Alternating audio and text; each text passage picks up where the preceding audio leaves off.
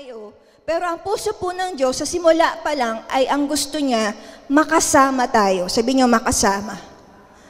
So, ibig sabihin, ang Diyos po natin, hindi siya Diyos na malayo. Hindi siya Diyos na tahimik na nasa langit. Amen? Siya ay Diyos na naghahanap. Siya ay Diyos na tumatawag. Siya ay Diyos na naglalapit. Yan ang ating Diyos. Kaya po ngayong umaga, samahan niyo po akong tuklasin. Alamin po natin, paano ipinakita ng Diyos mula noon hanggang ngayon na ang pinakamalalim na gusto niya, na ang pinakamalalim na hangarin niya ay isang tunay, buhay, at malapit na relasyon sa tao. Gusto niyo? Say amen. Amen? Ang Diyos po natin ay hindi po malayong nilalang.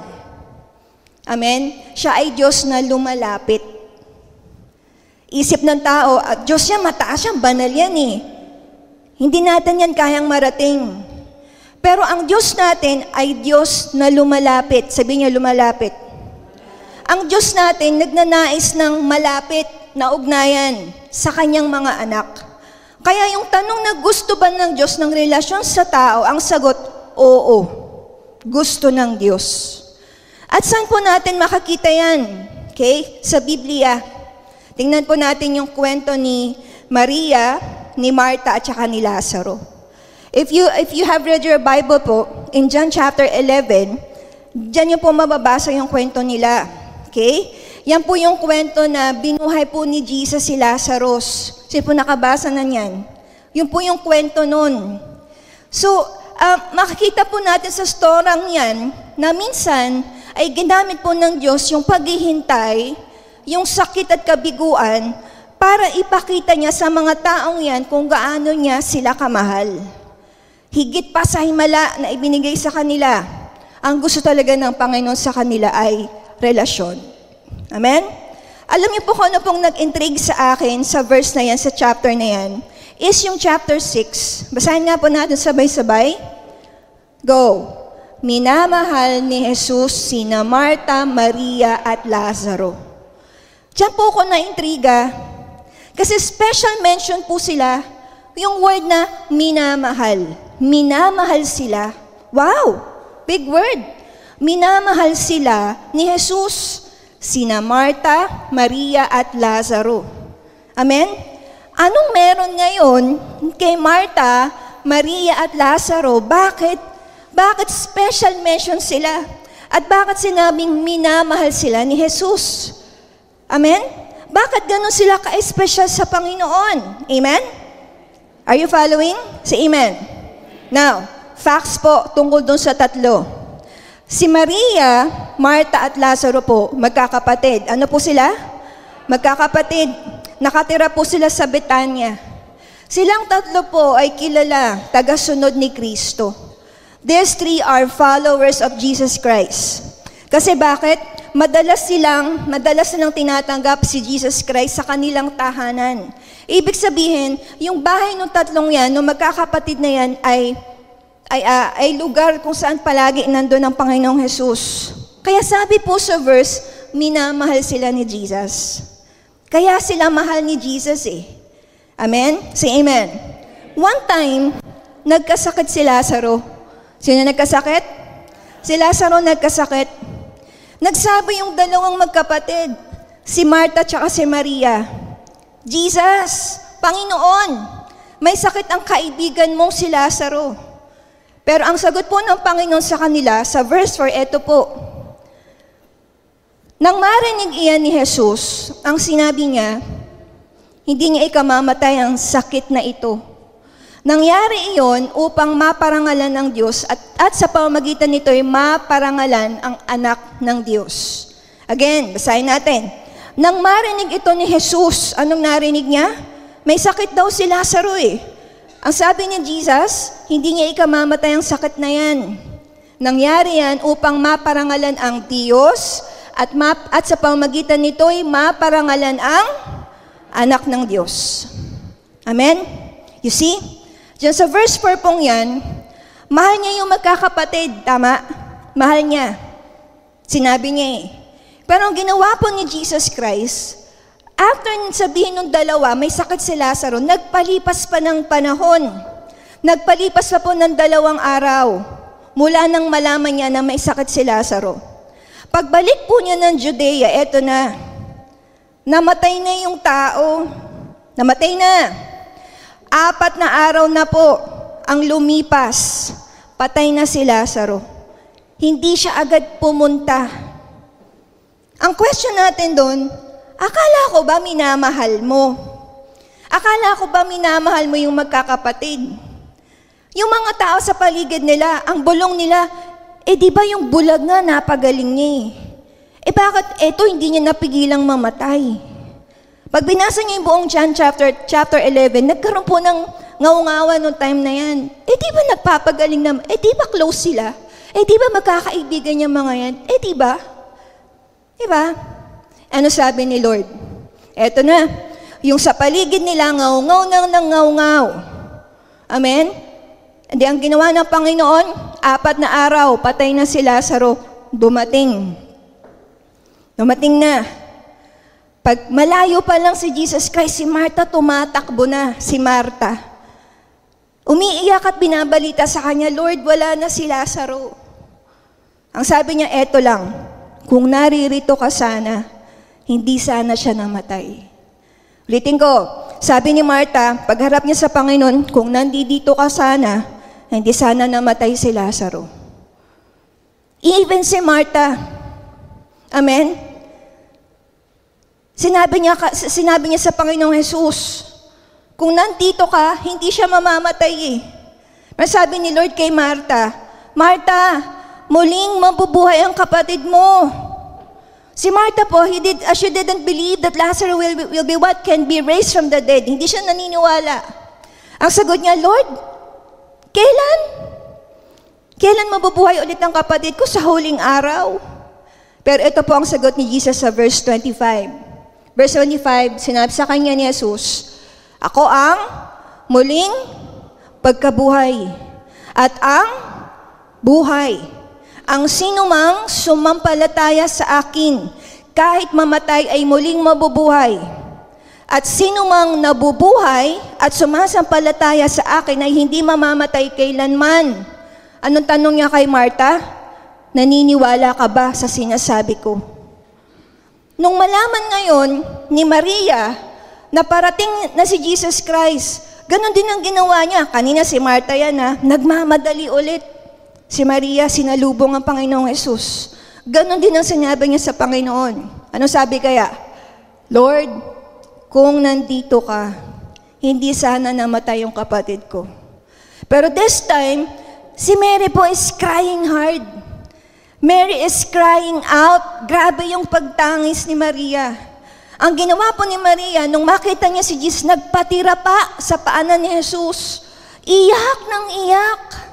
Imagine niyo po iyak siya ng iyak sa paanan ni Jesus. Lord, kung nandito ka sana, hindi sana namatay yung kapatid kong si Lazaro. Technically, ang gustong sabihin ni Maria sa Panginoon, are you listening? Technically, ang gustong sabihin ng Panginoon, bakit ngayon ka lang? Akala ko ba mahal mo kami? Bakit wala ka kung kailan kailangan ka namin? Ito ba yung pagmamahal na sinasabi mo? Amen? But you know what happened next? Verse 33, etong nangyari po. Nahabag si Jesus at nabagbag ang kanyang kalooban. Nang makita niyang umiiyak si Maria, ano nangyari? Nabagbag ang kanyang kalooban. Pagkita niya kay Maria imagine niyo talagang nagpatira pa sa paanan niya, iyak ng iyak Anong sabi doon? Pati mga Hudyong kasama nito. So ma-imagine niyo na nag-iiyakan po yung mga tao. Kasama si Maria. Verse 34, ano sabi ni Lord? Basahin niyo po, sabay-sabay. Saan ninyo siya inilibing? Sa tingin niyo, ano po kayang emosyon ng Panginoon dyan? Saan niyo siya nilibing? Nahabag eh. Nabagbag. Ang tanong ba ganito, saan nyo nilibing? Hindi. Saan nyo nilibing? Diba? Saan nyo siya nilibing? Talong ni Jesus Christ. Diba? Bagbag ang damdamin eh. Habag na habag. Amen? Say amen. Sumagot sila. Anong sagot nila? Panginoon, hali kayo at tingnan ninyo. Ano nangyari sa verse 35? Tumangis si Jesus. Jesus wept. Tumangis ang Panginoon. Kaya't sinabi ng mga Hudyo, basta sabay-sabay, tingnan nyo, talagang mahal na mahal niya si Lazaro. Amen? Amen? Say amen. Amen. Yung verse 35 po, that is the shortest verse in the Bible. Jesus wept. Tama? John 11:35, pinakamaikli. Amen? Sabi ng mga tao sa paligid, ay grabe, talagang mahal na mahal niya si Lazaro, ano? Kasi nakita nila Jesus wept. Nakita nila tumatangi si Jesus Christ eh. So, technically, ito siguro yung sinasabi ng Bible na minamahal niya yung magkakapatid. Ito na ba yun? Kasi hindi niyang alam ng mga tao sa paligid nila eh. Ay, grabe si Jesus umiyak. Mahal na mahal niya talaga si Lazaro. Amen? Verse 38, ano nangyari po ito? Muling nabagbag ang kalooban ni Jesus pagdating sa libingan. Ang pinaglibingan kay Lazaro ay isang yungib na natatakpan ng malaking bato. Verse 39, ano sabi ng Panginoon? Alisin niyo ang bato. Lagyan niyo ng emosyon. Sinabi niya ba, alisin niyo yung bato? Hindi. Alisin niyo yung bato. Tumatangis eh. Ngunit, si Martha na kapatid ng namatay ay sumagot, Panginoon, nangangamay na po siya ngayon. 4 na araw na po siyang patay. Amen? Say amen. Barin mo 4 na araw ng patay, gusto mo pang makita? Ang OA! OA! Ang OA naman, 4 na araw, gusto mo pang makita? Pero hindi nila alam, may mas malalim na dahilan ng Panginoong Hesukristo. Anong dahilan niya? Ang dahilan ng Panginoon ay upang, kasi sinabi niya, di ba, doon sa unang verse, upang maparangalan ang Diyos at para maraming sumampalataya sa Kanya. Anong gagawin niya dyan? Bubuhayin niya si Lazaro sa harap ng marami. Anong ginawa ng Panginoon? Pinaalis ang bato. Pagkatapos po niya, tumingala sa langit at nanalangin. Pagkatapos, sumigaw. Sumigaw ang Panginoong Jesus, Lazaro, lumabas ka! Yun ang sigaw ng Panginoon. Anong sigaw ni Jesus Christ? Lazaro, lumabas ka! And you know what happened in verse 44? Look at this. Lumabas nga si Lazaro, na nababalot ng telang panlibing ang mga kamay at paa. May nakabalot ding telas sa mukha niya. Inuutos ni Jesus sa kanila. Kalagan niya siya at nang makalakad siya. Amen? Yan po kwentong yan, alam niyo na yan eh. But you know, yan pong chapter na yan, you can see the kind of relationship Jesus had with these people. Ibang klase po ang relasyon niya sa tatlong yan. Ang ikli lang po ng istoryang yan, pero makikita natin kung gaano kalalim at gaano kapersonal ang attachment ng Panginoon sa tatlong magkakapatid na yan. Amen? Ang kahulugan ng minamahal, sabi niyo minamahal, it came from the Greek word agape. Nung sinabi ng Panginoon sa verse 6 sa Bible, minamahal ni Jesus si Martha, Maria at si Lazaro, minamahal po ang ibig sabihin nun agape. Sabihin niyo agape. Ang ibig sabihin po ng agape ay malalim, walang kondisyon, Pag sinabing agape, ang agape po ay klase ng pag-ibig na ang tanging Diyos lang ang pwedeng magbigay. Ibig sabihin, hindi siya simple pagmamahalan lang ng magkakaibigan. But when we say agape love, okay, this is the kind of relationship that is deep and personal. Kaya yung verse 6 po, yan po ang emotional anchor. Sabihin niyo anchor ng chapter. Why? Because Jesus had shown His agape love. Ipinakita ng Panginoon yung agape love niya. Pinakita niya, pinaranas niya yung agape love sa magkakapatid na kahit sa gitna po ng paghihintay, sa gitna po ng pagkalito, sa gitna po ng pagdadalamhati po nila, hindi po nawala kailanman ang pag-ibig ng Panginoon. Amen po ba? Ipinakita rin ng ating Diyos na hindi hadlang ang paghihintay. Hindi hadlang ang sakit, hindi hadlang ang kamatayan sa plano ng Diyos. Bakit? Bahagi lahat yan ng mas malawak at mas malalim na plano ng Panginoon o layunin ng Diyos. Sabihin nyo nga po, malawak. Sabihin nyo nga po, malalim. Lahat po na nangyayari sa buhay natin ay bahagi ng isang malawak at malalim na layunin ng Diyos sa buhay natin. Ano yung malawak? Sabihin niyo malawak. Dahil nabuhay si Lazaro. Nung nabuhay si Lazaro ulit, marami pong nakakita. Tama? Mas marami pong nakasaksi. Amen? Verse 45. Labas natin. Marami sa mga Hudyong dumalaw kina Maria ang nakakita sa ginawa ni Jesus at sumampalataya sila sa Kanya. Bakit ka po nasabing malawak ang plano ng Panginoon sa buhay natin? Amen? Nung nabuhay po si Lazaro, mas marami ang nakasaksi, mas maraming naniwala. Malawak ang sakop ng plano ng Diyos. Kaya nga po pinapayagan ng Diyos na magkasakit tayo minsan. Para pag gumaling tayo, maniwala yung katabi natin, o yung kapitbahay po natin, na totoong buhay ang Diyos sa pinaglilingkuran natin. Tama? Minsan hinahayaan ng Panginoon na dumanas tayo ng hirap. Dumanas tayo ng mga suffering.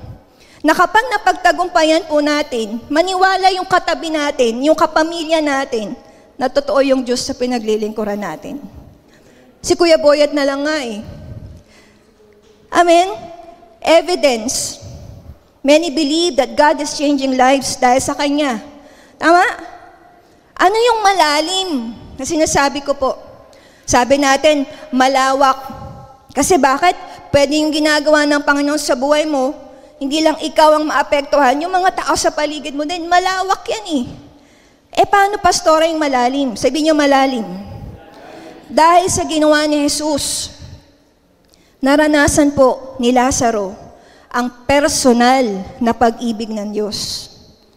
Tama? Personal na naranasan ni Martha.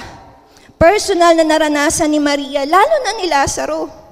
Kasi si Lazaro naranasan yung resurrection moments eh. Ikaw ba naman patay ka na, nabuhay ka ulit, nandun ka na eh. Diba? Nandun ka na sa libingan, binuhay ka ulit.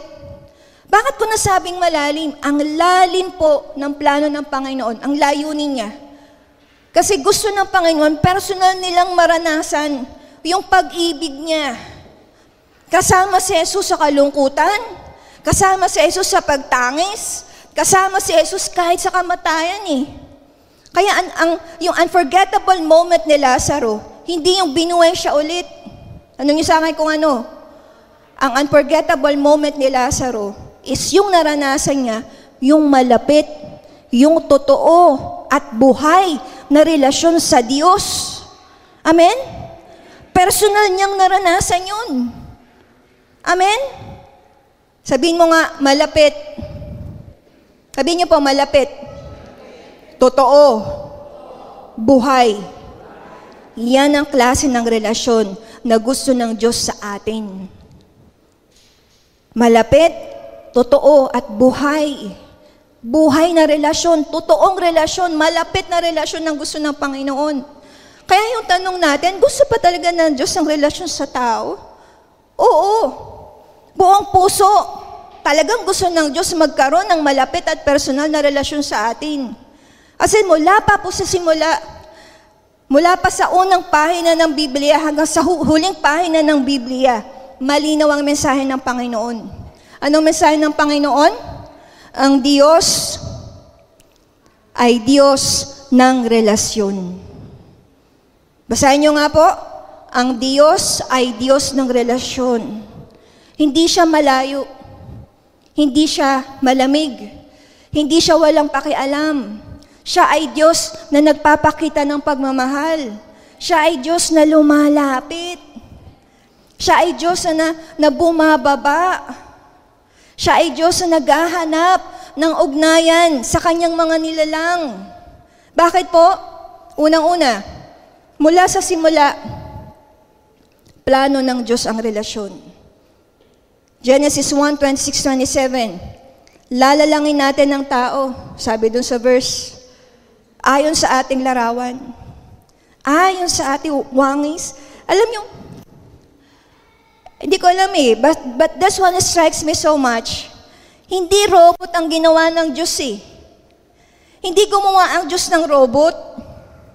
Gumawa siya ng tao na may kakayahang magmahal, may kakayahang makipag-ugnayan, at may kakayahang makisama kasi ginawa niya ang tao na may larawan niya. Larawan imago Dei niya. Amen?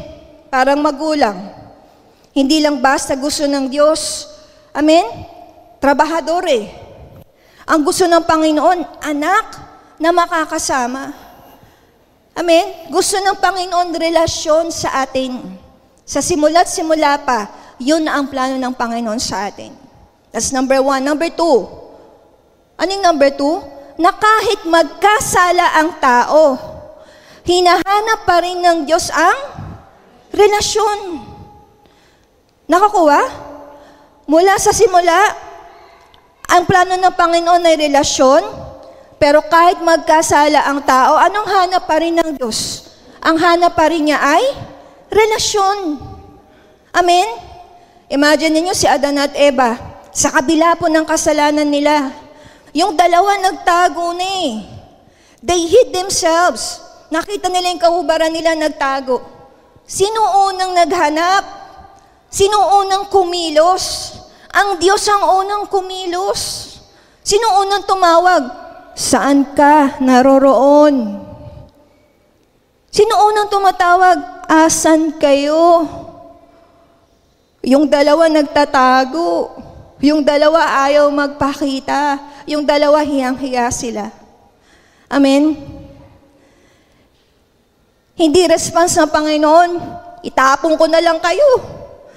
Hindi response ng Panginoon, parusahan ko kayo Ang response ng Diyos, hinanap ka muna. Hinanap ka. Amen? Hinanap niya muna. Romans 5:8, sabi doon, ngunit ipinadama ng Diyos ang kanyang pag-ibig sa atin. Nung tayo'y makasalanan pa, si Kristo ay namatay para sa atin. Pero yung pag-ibig yan. Amen? Nagkasala na tayo, nagkasala ang tao. Kahit nagkasala ang tao, ang ginawa ng Panginoon, gumagawa pa rin ng daan para makabalik tayo. Amen? Na kahit makasalanan pa, na kahit nasa punto pang gumagawa tayo at masaya tayong gumagawa ng kasalanan natin, si Kristo ay namatay para sa atin. Amen? Parang isang ama, yung anak mo naglayas na, yung anak mo nagkamali na sa'yo, hindi mapigilan ang sariling hanapin. Di ba?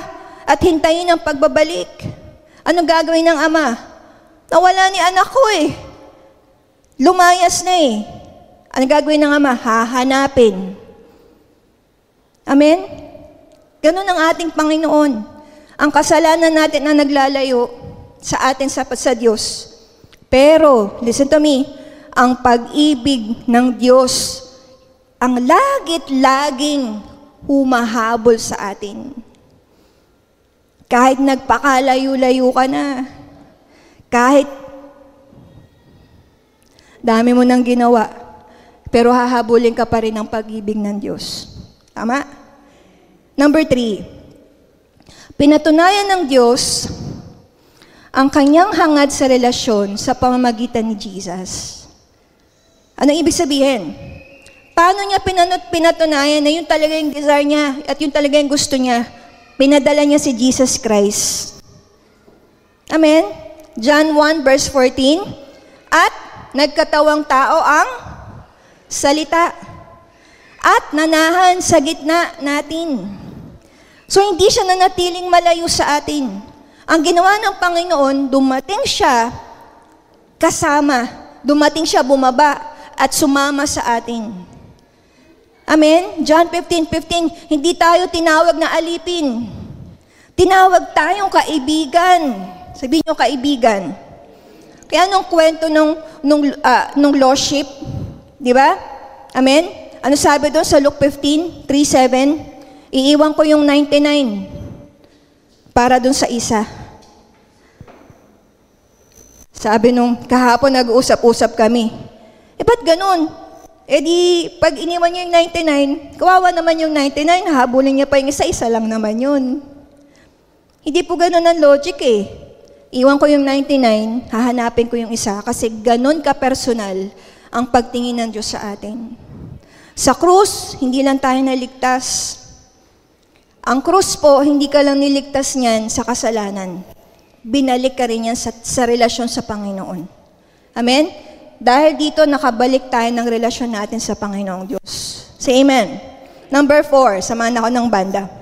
Ngayon, tayo ay kanyang iniimbitahan sa malapit na relasyon. Amen? Ang simple lang po ng mensahe natin. Mula noon, ang Diyos natin, ang plano niya ay relasyon. Amen?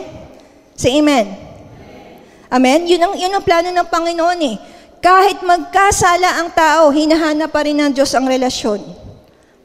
Pinatunayan ng Diyos ang relasyon, na ang relasyon ang hangad niya sa pamagitan ni Jesus Christ. And number 4, ngayon, anong gusto ng Panginoon? God is inviting us to have this intimate relationship with Him. Iniimbitahan tayo ng Panginoon, magkaroon tayo ng malapit, ng totoo, at buhay na relasyon sa Kanya. Amen? Ano po sabi ng Revelations 3:20? Narito, ako'y nakatayo sa pintuan at kumakatok. Kung may makikinig sa aking tinig at magbubukas ng pinto, papasok ako sa kanya at ako'y kakain na kasama niya at siya'y kasama ko. Amen? Ano sabi ng Revelations 3:20? Narito, ako'y nakatayo sa pintuan at kumakatok. Kumakatok ang ating Diyos, na kung may makikinig sa aking tinig at magbubukas ng pinto, papasok ako sa Kanya at ako'y kakain na kasama niya at siya'y kasama ko. Samahan ako ng banda. Ang Diyos natin hindi po pumipilit. Ayan o. Ang Diyos po natin patuloy na kumakatok sa puso ng tao. Pero kahit kailan, hindi tayo pinilit ng Panginoon. Gusto ba ng Diyos ang relasyon sa tao? Gusto. Pero never po ang Diyos pinagduldulan niya ang sarili niya sa atin. Kumakatok ang Panginoon. Kung gusto ng Diyos ang relasyon sa tao, look at me, listen. Ano dapat ang tugon ng tao? Balikan natin yung story ng tatlo. Jesus had a special relationship with Mary, Martha, and Lazarus, right? Likewise, these people also had special relationship with Jesus. Grabe po yung relasyon nila. Kung binasa niyo po yung John 11 hanggang 12, ma-amaze po kayo. Grabe naman yung relasyon nila. Iba yung relationship nung apat. Amen? Tingnan niyo po yung tugon ni Maria. Ito po after binuhay ni Jesus si Lazaro. John chapter 12 verse 1-4. 6 na araw bago sumapit ang pista ng Paskwa, si Jesus ay nagpunta sa Betania kung saan nakatira si Lazaro Verse 2, isang hapunan ang inihanda roon para sa kanya. Si Lazaro ay isa sa mga kasalo, samantalang si Marta naman ang tumutulong sa paglilingkod sa kanila. So may pakain. Magkakasama na naman yung apat. Next verse, kumuha naman si Maria ng isang bote ng mamahaling pabangong galing sa katas ng dalisay na nardo. Ano ginawa ni Maria doon sa pabango? Binuhos sa mga paa ni Jesus. Pagkatapos, ano ginawa niya? Hindi po mahaba yung buhok ko eh. Pinunasan niya ang mga ito ng kanyang buhok. At napuno ang buong bahay ng halimuyak ng pabango. Tingnan niyo po yung gestures ni Maria. It's a proof that they had deep relationship. Amen? Labas mo nga. Umupo sa paanan ni Jesus. Tingnan niyo po yung tagon ni Maria kay Jesus, ha? Pag-upo sa paanan ni Jesus. Amen? Hindi yan unang pagkakataon na nakita natin si Maria sa paanan ni Jesus Amen? Lagi siyang umuupo. At ang pag-upo po ay simbolo ng pagnanais na gusto nating makinig. Gusto nating matuto. Gusto nating magpakumbaba. Amen? Pagka gusto po natin ng malalim na relasyon sa Diyos, meron tayong dapat intentional na puso na gusto nating maglaan ng oras para makinig sa Panginoon. Amen? Ano pa? Nagbuhos ng purong pabango sa paa ni Jesus. Alam niyo po ba na napakamahal ng pabangong yun? Katumbas daw po ng isang taong sahod nung panahong yan.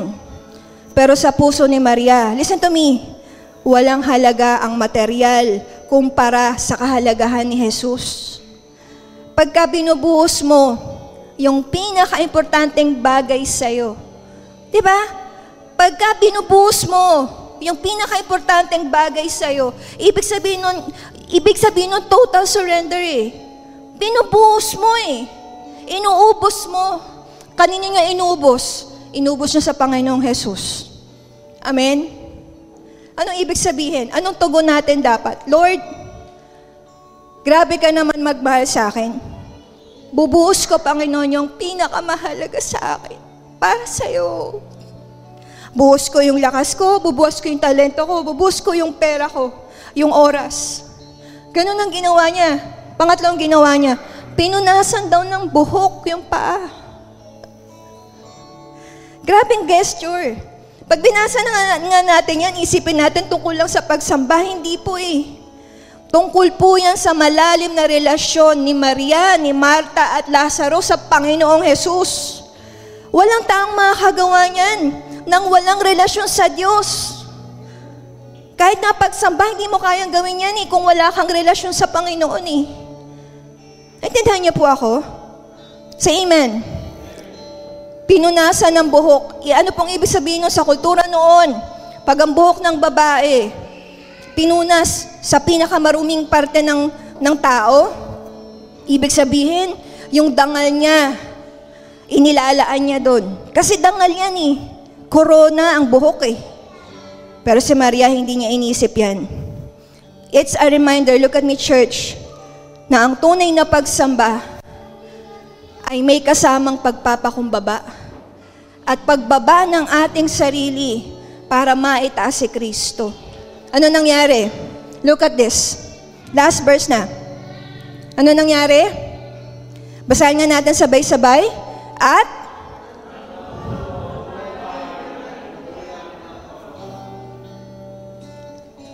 napuno ang buong bahay ng halimuyak ng pabango.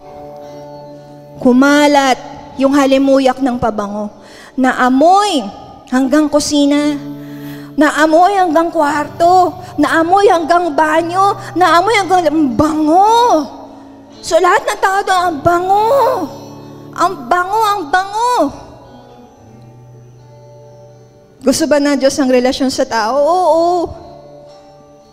Pero sana ang tugon natin kagaya nung kay Maria. Napuno ng halimuyak yung buong kwarto. Ang pagsamba, ang pakikipagrelasyon sa Diyos ay hindi dapat nananatiling pribado. Listen to me, church. Ang relationship natin sa Diyos, hindi pwedeng manatiling private. Relasyon namin to ni Lord, private to. Hindi po. Yung relasyon natin sa Panginoon, hindi dapat pribado. Ganun na nangyari sa kanila eh. Yung relasyon nila sa Panginoon, hindi private. Nag-epekto yon at naramdaman ng iba. Naamoy ng iba. Naapektuhan yung ibang tao. Kung yung halimuyak ng pagsamba mo ay totoo, umaabot yan sa buong paligid. Kapag ang relasyon natin sa Diyos ay totoo, amen, hindi natin matatago yan. Yung ibang tao maapektuhan yan. Yung ibang tao nababago niyan. Yung ibang tao naaanyayahan yan na lumapit sa Panginoon din. Naintindihan niyo po ako? Kaya si Maria, hindi lang siya sumamba. Nagmamahal siya ng buong puso niya. Kaya yung pagsamba niya ay naging inspirasyon din sa ibang tao.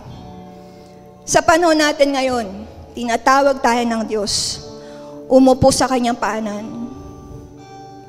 Sa panahon natin ngayon, tinatawag tayo ng Diyos, Nak, buhos mo yung pagsamba mo sa akin.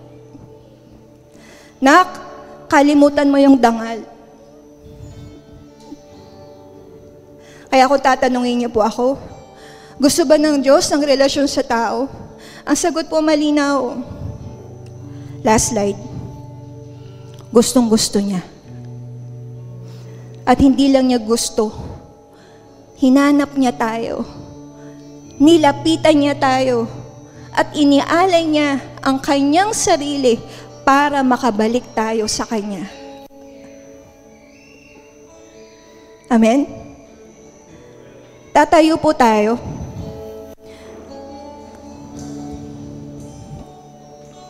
Ang Diyos natin may bukas sa paanyaya. Hallelujah. Ora baba ba sikara baba baba baba baba. Oh, hallelujah. As we all close our eyes, I want you to honor God and raise your hands. Give your highest praise to the Lord.